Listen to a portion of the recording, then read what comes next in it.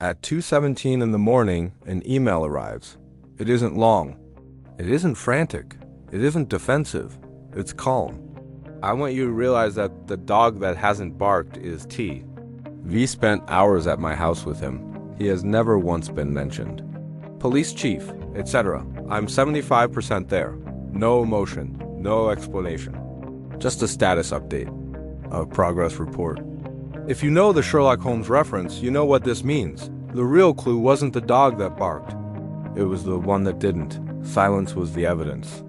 But this isn't fiction from a detective novel. This is power politics. High society, media cycles, federal investigations, private jets that keep flying even when reputations are burning on the ground. So what happened before this email? There are theories. One theory, panic meetings. Imagine the weeks leading up to that message. Subpoenas are circulating. Lawyers are advising complete silence. PR consultants are crafting statements. Phones are lighting up with unknown numbers. Ashcroft, who had already been convicted once, would have known the pattern. First the press, then the whispers, then former friends creating distance. And in those weeks, maybe he started making calls. Not to threaten, not to beg, just to remind. Remind people of dinners, of introductions, of investments, of mutual acquaintances, of shared rooms and shared time, not accusations, not blackmail, just memory. Another theory, media choreography. There are accounts from that era of public figures crafting their answers before interviews, preparing lines that acknowledge just enough while distancing just enough more. What if 75% there meant he had secured a certain narrative? That key players had agreed explicitly or implicitly on what would not be said. Sometimes, no denial is stronger than a denial. No mention is cleaner than a correction. Maybe 75% meant that 3 out of 4 potential liabilities had stayed silent. That interviews had aired without his name surfacing. That a police chief hadn't referenced him. In crisis management, survival isn't about truth. It's about containment. Then there's a darker theory. Leverage already existed.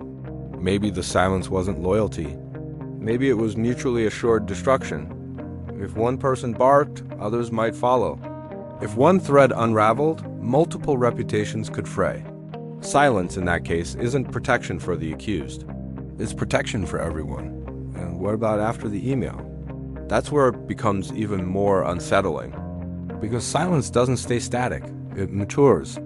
If the dog didn't bark in 2011, what happened in 2012? In 2015? In 2016? Did that silence become distance? Did people slowly rewrite history? Did photo ops disappear? Did language shift from friend to acquaintance to barely knew him? Or did silence become a strategic, legally precise denial later on?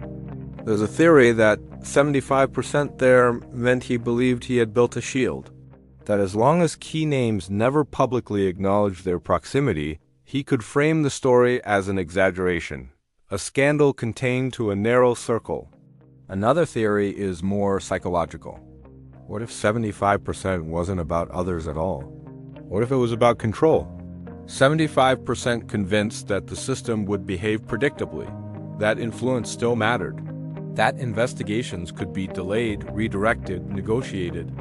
In that reading, the email isn't triumphant, it's delusional confidence. Because silence can flip. The dog that hasn't barked can wake up. And when silence finally breaks, it doesn't whisper, it detonates. Look at how scandals evolve.